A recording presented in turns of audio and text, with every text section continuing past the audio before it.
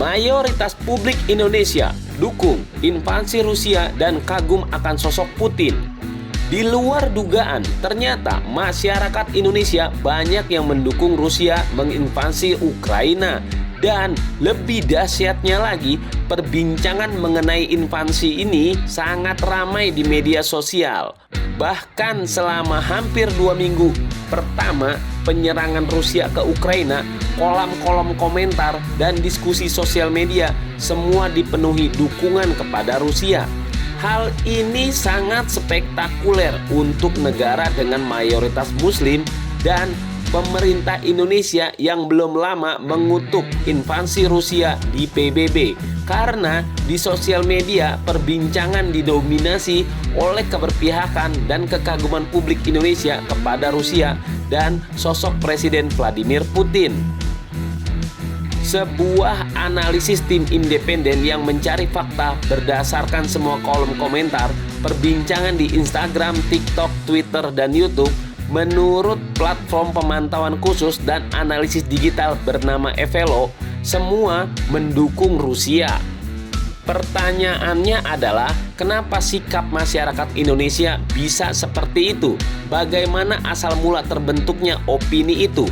Menurut kajian lembaga Evelo tersebut, hal itu didasari oleh ketidaksukaan sebagian besar masyarakat Indonesia kepada Amerika Serikat dan Fakta Pertahanan Atlantik Utara atau yang dikenal dengan nama NATO. Apa yang menyebabkan masyarakat tidak menyukai politik Amerika Serikat? Tentunya hal itu menjadi jawaban tersendiri para pegiat media sosial. Intinya, apapun yang berhubungan dengan Amerika Serikat, pada umumnya sebagian masyarakat Indonesia menganggapnya minus di mata mereka.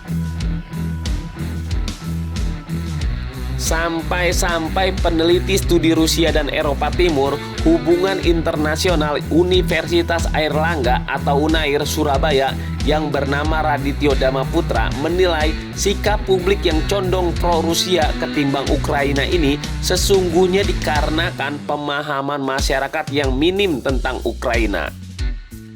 Entah keterbatasan informasi atau apa, pada kenyataannya masyarakat Indonesia kurang prihatin kepada negara yang diserang.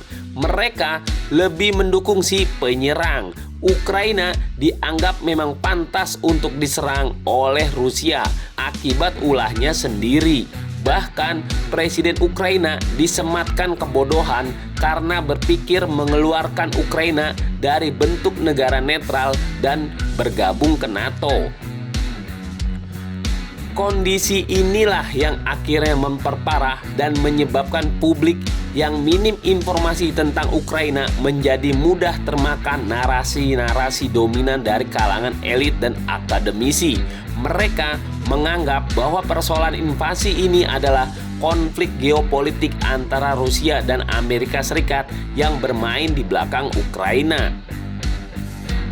Data mengejutkan yang diperoleh Evelo sebagai platform pemantauan dan analisis digital di Instagram, TikTok, Twitter, dan YouTube pada periode 23 Februari hingga 14 Maret 2022. Dalam kurun waktu invasi Rusia ke Ukraina terjadi, percaya tidak percaya, terjadi peningkatan perhatian pengguna media sosial di Indonesia atas perang tersebut.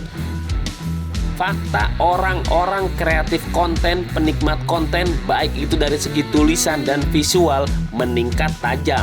Hal itu ditunjukkan dengan jumlah pemberitaan soal invasi Rusia ke Ukraina yang mencapai 96.000 artikel berita.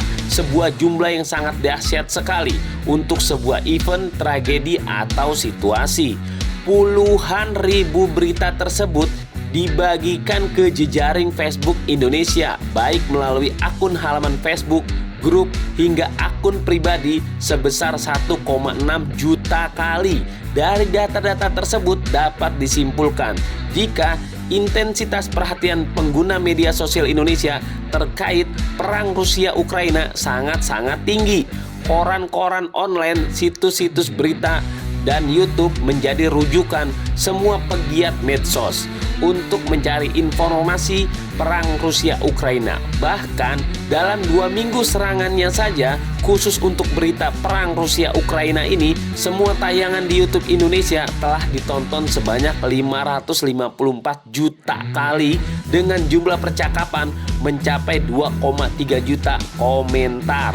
Selanjutnya dari video Instagram, perang Rusia-Ukraina telah dilihat 72 juta kali dengan komentar sebanyak 727.000, dan video TikTok invasi ke Rusia ke Ukraina juga sudah ditonton sebanyak 526 juta kali. Terakhir, dari Twitter terdapat 22.000 akun yang membicarakan perang terbesar di abad ini.